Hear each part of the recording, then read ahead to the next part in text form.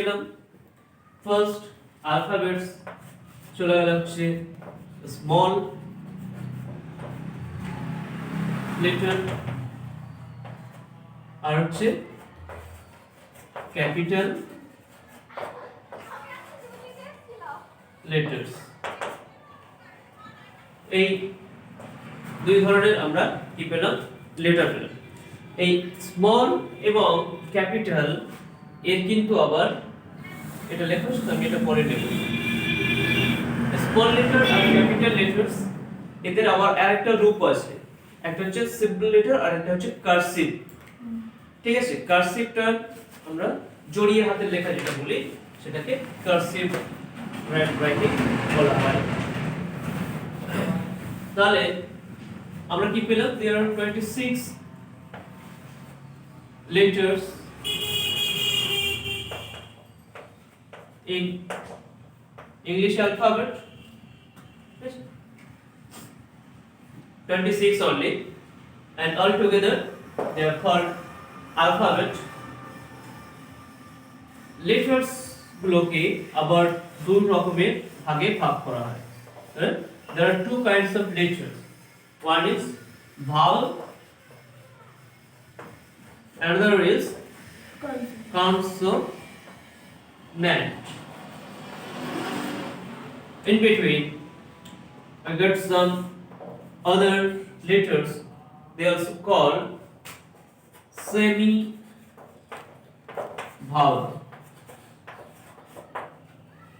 So we're watching here that letters are three kinds.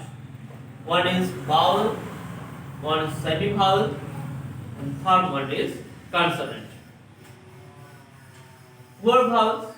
The vowels are those letters who can spell or who can utter within the help of others. They need no help from other letters. They are the original sounds. Actually, they are the original sounds. And consonants are the word, the letters who took help of vowels. যারা ভাওয়েলের করে help নেয় কখন, তাকে উচ্চারণ করার সময়। আর বললাম in between of them there are some letters who are called semi-vowel. Semi মানে কি, মাঝারি বা মাঝামাঝি। সেমি মানে মাঝামাঝি বা মাঝারি, আর ভাওয়েল মানে আধা। সেমি মানে আধা, মাঝামাঝি মানে আধা, আধা ভাওয়েল, পুরোপুরি ভাওয়েল নয়। Okay, not pure vowel but semi vowel. Who are they? Y and W. W and Y. These two letters, somewhere they are vowel, somewhere they are consonant. Okay, তো উচ্চারণের রীতি অনুযায়ী আমরা কখনো এদেরকে ভাওয়েল হিসাবে দেখতে পাই, আবার কখনো এরা কনসোনেন্ট হিসাবে কাজ করে, তাই এদেরকে বলা হচ্ছে কি সেমি ভাওয়েল। ঠিক আছে, এই গেল আমাদের লেটার্স নিয়ে আলোচনা। এখন একটা প্রশ্ন আসতে পারে যে লেটার্স কারা। আমরা প্রথম দিকে বাংলা যখন ক্লাস করেছিলাম তখন বলেছিলাম লেটার্স বা বর্ণ হচ্ছে ধ্বনি বা সাউন্ড, তা লিখিত রূপ, চিহ্ন, আকার বা ফিগার বলা যায়, যে আকৃতি। আমি একটা সাউন্ড বার করছি, মানে সাউন্ড কারা, মানুষের মুখের যে আওয়াজ শর্ত আছে, মানুষের মুখের আওয়াজ মানুষের হতে হবে। একটা গরু যদি ডাকে আওয়াজ করে ওটা কিন্তু সাউন্ড, ব্যাকরণে মানে গ্রামারের সাউন্ড। তাহলে মানুষের মুখ দিয়ে উচ্চারিত হবে, সেই রকম সাউন্ড গুলোকে আমরা কি বলছি, মানুষের মুখ দিয়ে উচ্চারিত হওয়া আওয়াজগুলোকে কি বলছি, সাউন্ড। তাদেরকে যখন লিখিত আকারে বা তাদেরকে কোনো একটা ফিগার দিয়ে আমরা ডিনোট করছি, তাদেরকে কি বলছি, তখন তারা হচ্ছে লেটার্স। আর এই লেটার্স গুলোকে যখন আমরা আরো বিশ্লেষণ করছি একদম মৌলিক, ঠিক আছে, আর এটা হচ্ছে কি এদের মধ্যে একটা যৌগিক ব্যাপার আছে, মানে এরা একদম বেসিক সাউন্ড, আর এরা এই বেসিক সাউন্ডকে কাজে লাগিয়ে আর একটা নতুন সাউন্ড তৈরি করছে, যেমন বি, বির সাথে ই যুক্ত হয়ে যাচ্ছে, তারপরে হচ্ছে বি বা সি, ডি, একটু টেনে উচ্চারণ করলেই আমরা বুঝতে পারি তার সাথে আরো একটা কি রয়েছে, লেটার যুক্ত হয়ে রয়েছে, তাই সেগুলো হলো কনসোনেন্ট। আর কিছু কিছু দুরকমেই ব্যবহার করে, ঠিক আছে। অবশ্য এরা যখন শব্দের মাঝখানে বসে, কোনো একটা ওয়ার্ডের মাঝখানে বসে, তখনই এদের এই রূপগুলো দেখা যায়। প্রথমে যখন বসে তখন কিন্তু তারা কনসোনেন্ট হিসেবেই কাজ করে, এটা একটু খেয়াল রাখতে হবে যে কোথায় এরা ভাওয়েলের কাজ করে, কোথায় এরা কনসোনেন্টের কাজ করছে, ঠিক আছে। তাহলে শব্দের প্রথমে বসলে এক ধরনের কাজ করবে, শব্দের মাঝখানে বসলে আর এক ধরনের কাজ এরা করে, ঠিক আছে। তাই এদেরকে কি বললাম আমরা, আধা ভাওয়েল, সেমি ভাওয়েল, ঠিক আছে। তাহলে লেটার্স সম্পর্কে আমাদের আলোচনা এখানেই কিন্তু আপাতত কমপ্লিট হচ্ছে। এবার আমরা ওয়ার্ড সম্পর্কে আলোচনাটা নেব, তাই তো। লেটার্স এর পর ওয়ার্ডস ছিল,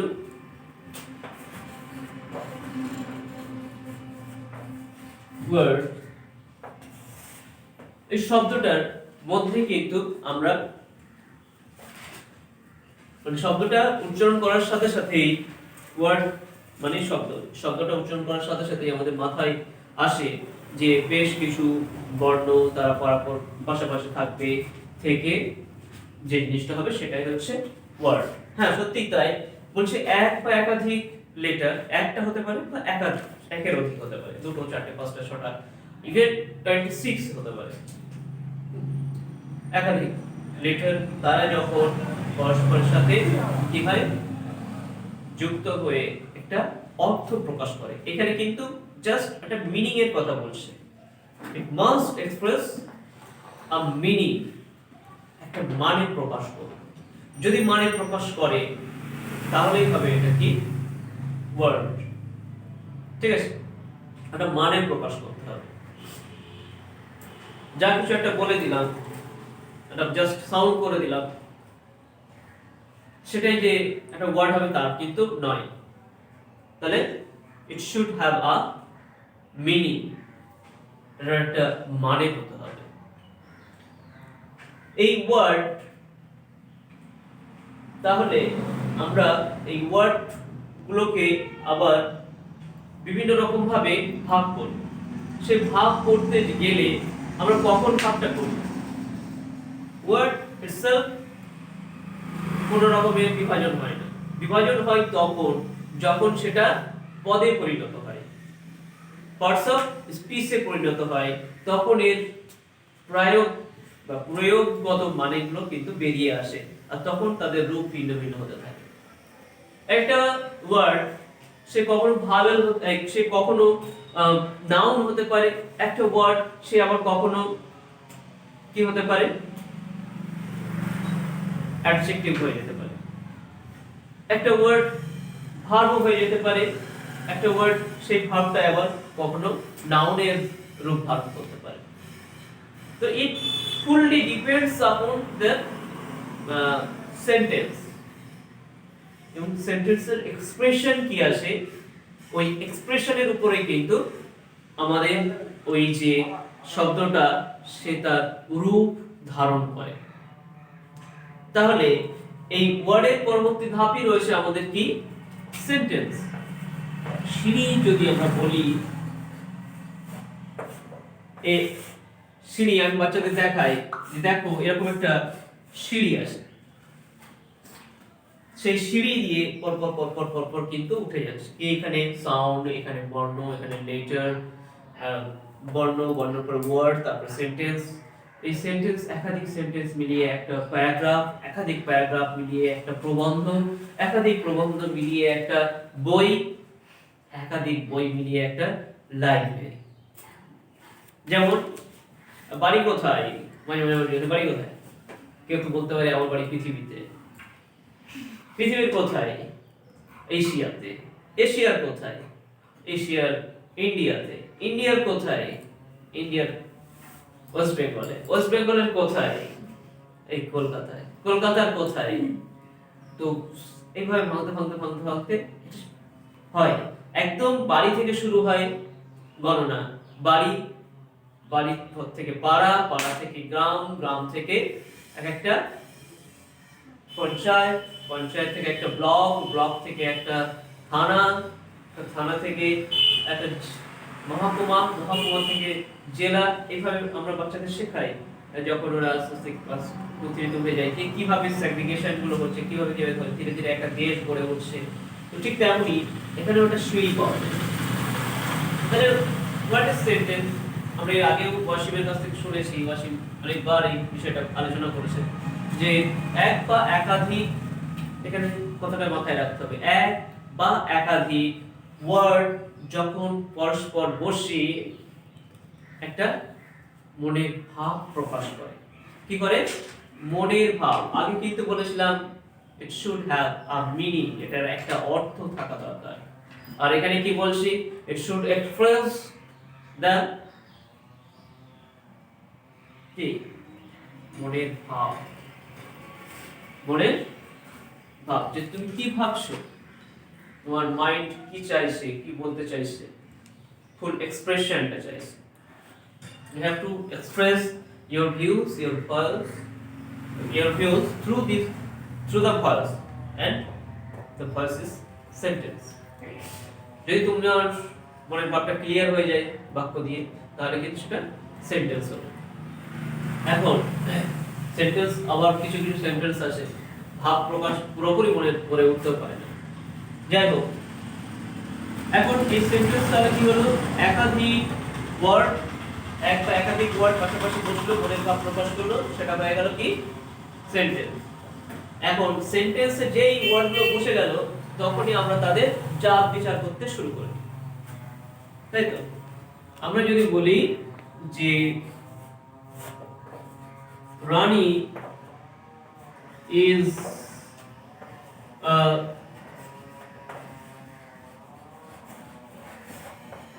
beautiful girl, এই কথাটা বলার সাথে সাথে রানী মানে কোন একজনের মুখটা মনে পড়ছে। তারপরে ইজ বলছি, সেখানে একটা আমাদের অর্থ আসছে, এ বসালাম, একটা সংখ্যা কথা বললাম। বিউটিফুল, ওই রানীকে এবার দেখতে কেমন তার একটা বর্ণনা পাচ্ছি, এবং রানীটা কি ছেলে মেয়ে কি একটা ব্যাপারে সেগুলো পাচ্ছি। তাহলে এইগুলোকে যখন আমরা সেন্টেন্সের ভিতর ঢুকিয়ে দিলাম, সেন্টেন্সের ভিতরে ঢুকিয়ে দেওয়ার পরে ওয়ার্ডগুলোকে আমরা বিভিন্ন রকম ভাবে ক্লাসিফাই করতে পারছি বা বিভিন্ন রকম শ্রেণীতে ফেলতে পারছি। এক একটা ওয়ার্ড এক একটা দিকে টার্ন নিচ্ছে, এক একটা ওয়ার্ড এক এক ধরনের চিন্তা ভাবনা কিন্তু আমাদের মাথায় দিচ্ছে। এইখান থেকেই আসছে কি, ওয়ার্ডগুলোকে আমরা শ্রেণী বিভাগ করতে শুরু করছি, এক একটা শ্রেণীতে ফেলার চেষ্টা করছি। সেই শ্রেণী করতে যে আমরা তার নাম দিলাম পার্টস অফ স্পিচ। তার নাম হলো কি? Parts of speech. স্পিচ মানে বাক্য, কথা, অফ পার্ট, অফ এর কার না এই কথার অংশ বা বাক্যের অংশ বা বাক্যাংশ, এগুলো প্রত্যেকেই এক একটা বাক্য। বাংলায় এর সংজ্ঞাটা বা নামটা কিন্তু ঠিক উল্টো রকম হবে। বাংলায় বলা হচ্ছে পদ। আমরা যখন জিজ্ঞেস করি পদ কাকে বলে, তখন উত্তর আসে বিভক্তিযুক্ত শব্দ এবং ধাতুকে। বিভক্তিযুক্ত শব্দ এবং ধাতুকে বলা হয় পদ। আর ধাতু কোনগুলো আর শব্দ কোনগুলো? ধাতু হচ্ছে একদম মৌলিক জিনিস, যেমন আমাদের সামনে অ্যাভেলেবল মৌলিক পদার্থ কি কি আছে? লোহা, তামা, এগুলোকে আমরা ধাতুই বলি। এগুলোকে মৌলিক ভাবে পাওয়া যায় সংমিশ্রণ বা মিশ্রণ ছাড়াই।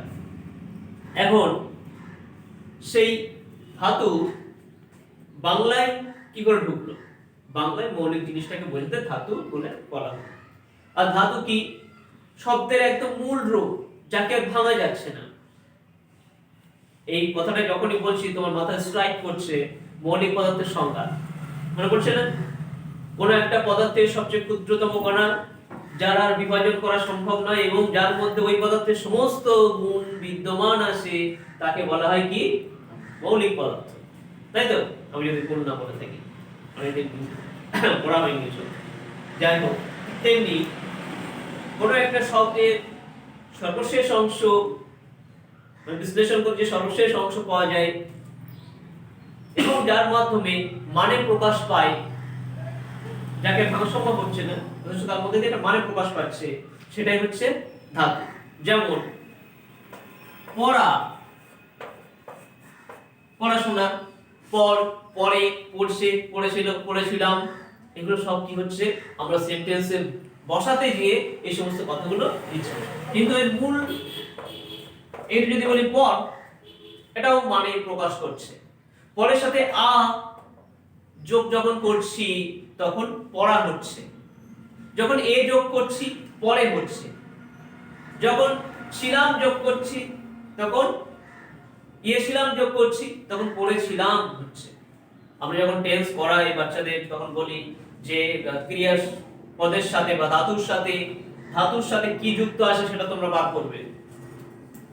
বলি যে ইয়া ছিলাম, ইয়া ছিল, ইয়ে সে, এই সমস্ত থাকলে এক ধরনের হবে, তাই তো?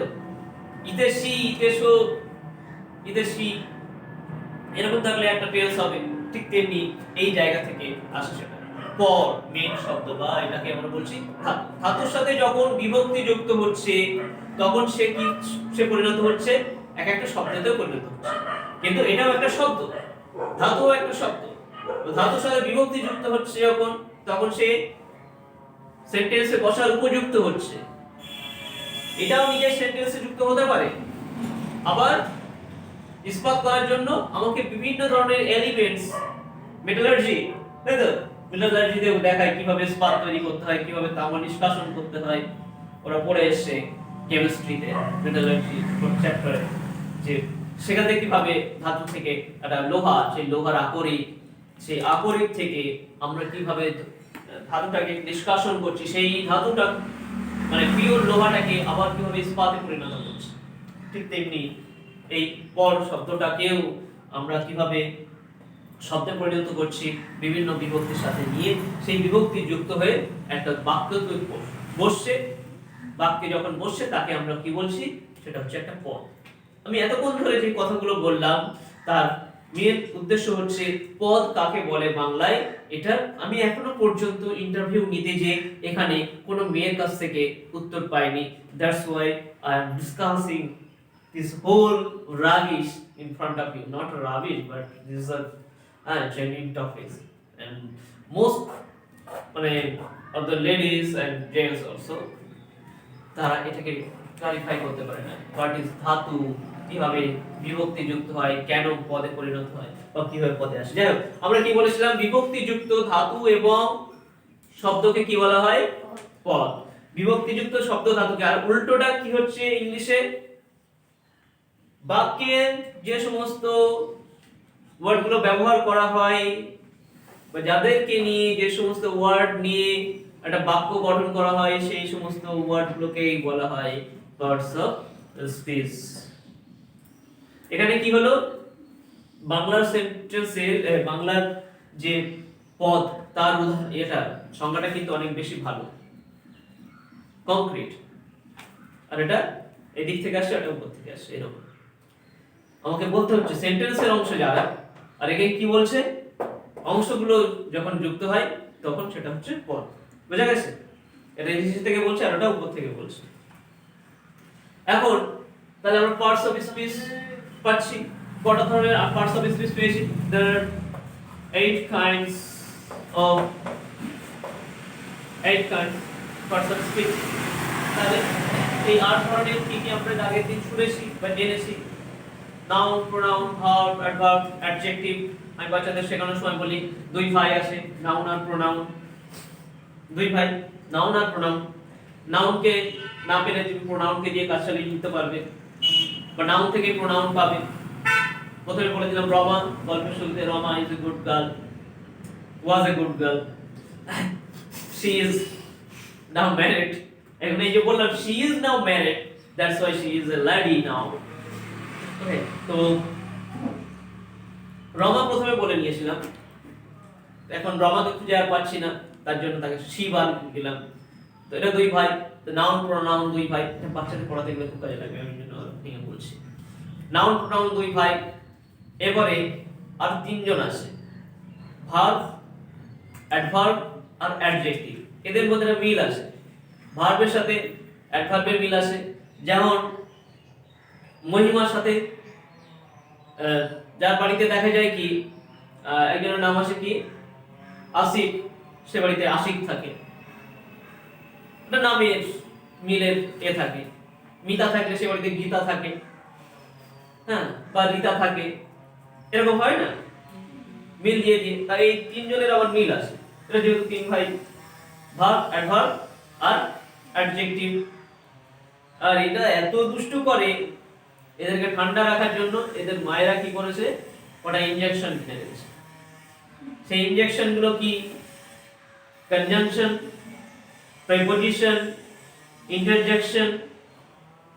তাহলে এই তিনটে ওরা এই তিনটে ইনজেকশন ওই তিন ভাইয়ের জন্য কিনে রেখে দিয়েছে। তাহলে এই 3 আর এই 3 6 আর দুই ভাই, নাউন প্রোনাউন 8খানা হয়ে গেল। মনে রাখার সহজ উপায় এইভাবে আমরা কিন্তু বার করে নিয়ে আসি। ঠিক আছে? কোন একটা জিনিস সহজে মনে রাখতে গেলে এরকম কিছু না কিছু গল্পের অবতারণা করতে হয়, যার সাহায্যে আমরা কিন্তু খুব সহজে মনে রাখতে পারবো। এখন নাউন কাকে বলে আমার নিশ্চয়ই বলতে হবে না, প্রোনাউন কাকে বলে সেটাও আমাকে বলতে হবে না, আমাকে এটাও আলোচনা করার দরকার নেই ভার্ব কোনগুলো, অ্যাডভার্ব কোনগুলো, অ্যাডজেক্টিভ কোনগুলো, সবই আমাদের মোটামুটি জানা আছে। যেটা নিয়ে আমাদের একটু আলোচনা করতে হবে সেটা হচ্ছে নাউনের থেকে কিছু অংশ আমাদের বেরিয়ে আসবে গ্রামার পোরশনে, যেটা হচ্ছে নাম্বার, জেন্ডার। নাম্বার বেরিয়ে আসে, জেন্ডার নিয়ে আলোচনা আমাদের করতে হয়,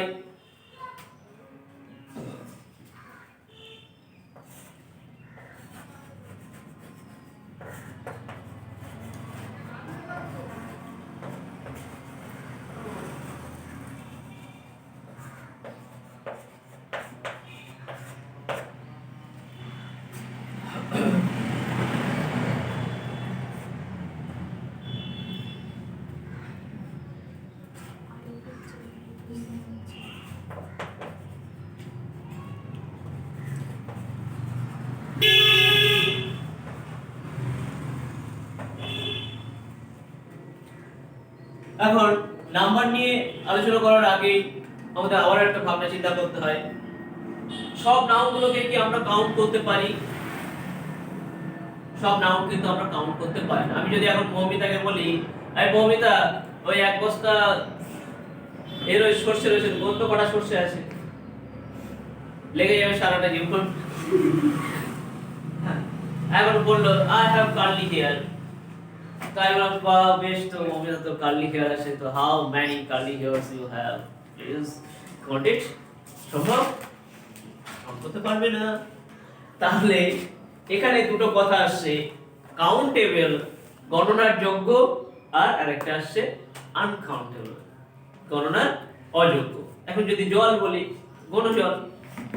সম্ভব না কাউন্ট করা।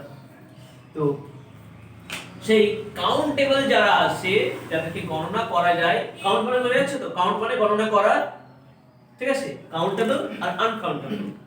আর কাউন্টেবল যারা তাদেরকে আবার আমরা কিসে ভাগ করছি, সেগ্রিগেশন করছি নাম্বারে। সেই নাম্বারগুলো কারা, একটা হচ্ছে সিঙ্গুলার নাম্বার আর একটা হচ্ছে প্লুরাল নাম্বার। বাংলাতেও তাই আছে, এক বচন আর বহু বচন। সংস্কৃতে আছে তিন বচন, এক বচন, দ্বিবচন আর বহু বচন। ওটা একটা মাত্র এক্সেপশন আমাদের জানা ভাষাগুলোর মধ্যে, বা যেগুলো নিয়ে আমরা সাধারণত আলোচনা করি। এখন যেগুলো আমরা দেখছি কাউন্ট করতে পারছি তাদেরকে দুটো ভাগে ভাগ করে দিচ্ছি, এক হচ্ছে এক বচন আর একটা হচ্ছে বহু বচন। এক বচন কারা, বহু বচন কারা, এক বচন কিভাবে প্রকাশ করব, বহু বচন কিভাবে প্রকাশ করব, এগুলো আমাদের এখন বিষয় নয়, এটা আমরা নিশ্চয়ই বেশ টাইমে পড়ে এসেছি। এখন এই কাউন্টেবল এবং আনকাউন্টেবল এই দুটোকে কিন্তু আমাদের মাথায় রাখতে হবে। পরবর্তী ক্ষেত্রে এরা কিন্তু আমাদের বেগ দেবে। কোথায় বেগ দেবে? বিভিন্ন ধরনের প্রিপোজিশন ব্যবহার করতে যে বেগ দেবে, বিভিন্ন প্রকারের অক্সিলিয়ারি ভার্ব যেগুলো আছে তাদেরকে ইউজ করতে গেলে আমাদের কিন্তু বেগ দেবে। তার জন্য এই কাউন্টেবল এবং আনকাউন্টেবল কথাটা জাস্ট মাথায় রাখা। I'm not saying you have to remember all this, बस थोड़ा सा जगह दीजिए इन लोगों के लिए, ठीक है? এখন বোঝা গেল এর মধ্যে এই একটা পোরশন আসছে, আর একটা পোরশন আসছে কি জেন্ডার, মানে লিঙ্গ। নাউন গুলোকে আমরা আবার বিভিন্ন জেন্ডারে ভাগ করে দিই। কি কি জেন্ডার আছে? পুংলিঙ্গ, স্ত্রীলিঙ্গ আর লিঙ্গ, আর আছে উভয় লিঙ্গ। তাহলে there are four kinds of gender। আমাদের চারপাশে যা দেখতে পাই তাদের মধ্যে চার ধরনের জেন্ডার আছে, একটা পুরুষ, একটা মহিলা, একটা ক্লিপ আর একটা উভয়। ওটা উভয় লিঙ্গ প্রাণীর নাম জানা আছে? হ্যাঁ, প্রাণী, উভয় লিঙ্গ প্রাণী। একটা প্রাণী আছে who has two kinds of feature। কেঁচো, কেঁচো, কেঁচোর মধ্যে উভয় গুণ থাকে। যাই হোক,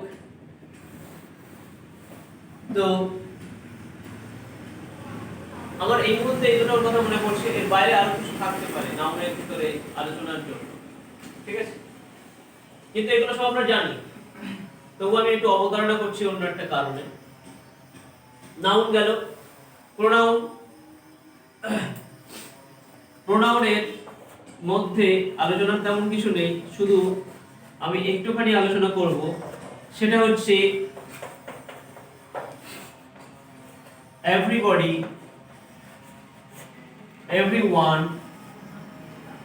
এই যে কথাগুলো আছে এগুলোর মধ্যে কিন্তু আমরা একটু ভাবনা চিন্তা করে নেব সিঙ্গুলার আর প্লুরালের, কারণ এগুলো সেন্টেন্স গঠনের সময় বেগ দেবে, ঠিক আছে? একটা প্রশ্ন আসলো, এরকম আসতেই পারে,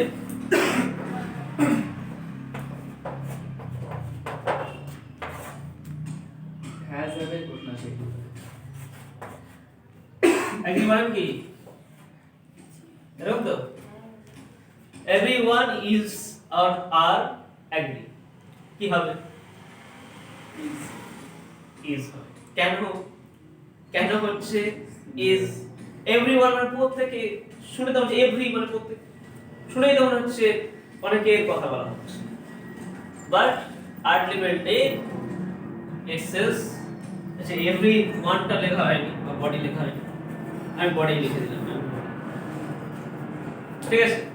কিন্তু এখানে কি বলা হচ্ছে? ইন্ডিভিজুয়ালি এক একজনের কথা বলা হচ্ছে। এই কথাটা এখানে মাথায় নিতে হবে, কারণ এই জায়গাতে প্রবলেমটা আসবে।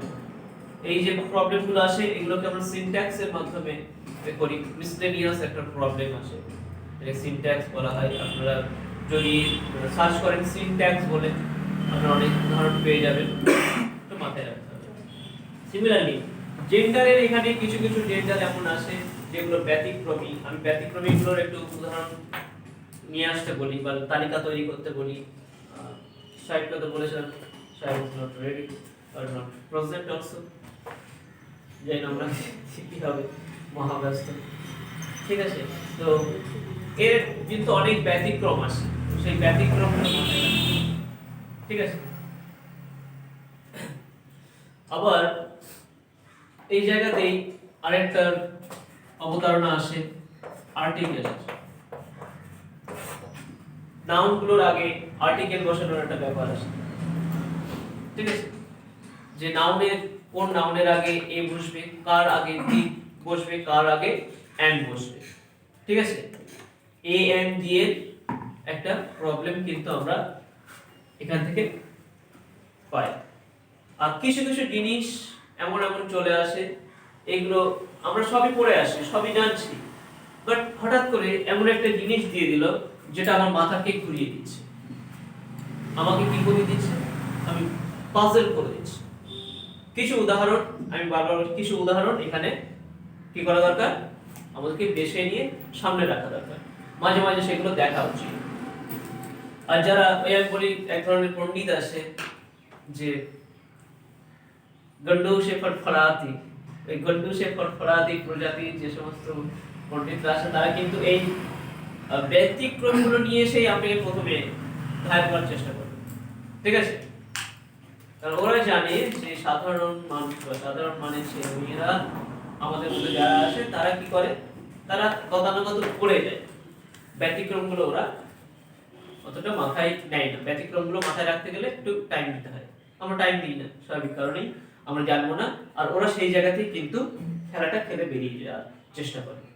সুতরাং ব্যতিক্রমগুলোকে একটু খেয়াল রাখতে হবে। প্রিপজিশনের কথা বললাম, এই জায়গাগুলো এভরিবডি এভরিওয়ান এইগুলোকে একটু কিন্তু আমল দিতে হবে, খেয়াল রাখতে হবে। হ্যাঁ আমাদের অঙ্কের স্যার কেসেই যাচ্ছেন, তাই জল দিচ্ছি। স্যার দি এর উচ্চারণ দি কখন হয় আর দা কখন হয়? এটা ভাবেলে লগে আছে কনসেপ্টে আছে দুই রকম। আচ্ছা আরেকটা কি বলছিলাম, নাউন প্রোনাউন হলো। এবারে আসি তিন ভাই, ভার্ব, অ্যাডভার্ব আর অ্যাডজেক্টিভ,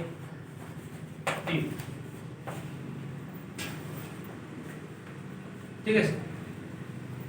এই তিন ভাইয়ের কথা আমি বলছিলাম, সেইভাবেই মনে থাকবে, আশা করি এই ভয়ে আর কেউ ভুলবে না, যেভাবে আমি আলোচনা করলাম। ভার্ব, অ্যাডভার্ব আর অ্যাডজেক্টিভ, এরা তিন ভাই। এখন ভার্ব হচ্ছে যে কোনো ভাষার সবচেয়ে ইম্পর্টেন্ট জিনিস। যদি কারো কাছে ভার্বের স্টক না থাকে সে কিন্তু ইংলিশে কথা বলতে পারবে না। সুতরাং আমরা কি করি, আমার একটা খুব দোষ ইদানিং কালে মানুষ পার করছে যে স্যার ধরে ধরে 9 10 এর জিনিস মুখস্থ করাচ্ছে, বাচ্চাদের দেখাচ্ছে, ঠিক আছে, বাট এইটা হচ্ছে বেসিক। যদি নাউনের নাম না জানা থাকে প্রবলেম হবে না, কাউকে জিজ্ঞাসা করে বলে দেওয়া যাবে, কিন্তু ভাবটা যদি মাথায় না থাকে বাক্যটা বলাই যাবে না। সো যদি ইংলিশে কথা বলতে হয়, যদি ইংলিশে লিখতে হয়, you have to learn verbs, because ভার্বের আবার রূপ আছে। নাউনের ওই সিঙ্গুলার আর প্লুরাল রূপ আছে, ওটা নিয়ে অত ভাবনা চিন্তা করা লাগে না। কিন্তু ভার্ব এক এক সময় এক এক ধরনের রূপ বিগ্রহ নিচ্ছে। বিষ্ণুর কটা অবতার? হ্যাঁ 101 কি? বিষ্ণু কটা অবতার? শেষ অবতার কল্কি অবতার, একটা ছিল রাম অবতার, সিংহ অবতার আছে, বরাহ অবতার আছে, কৃষ্ণ একটা অবতার আছে।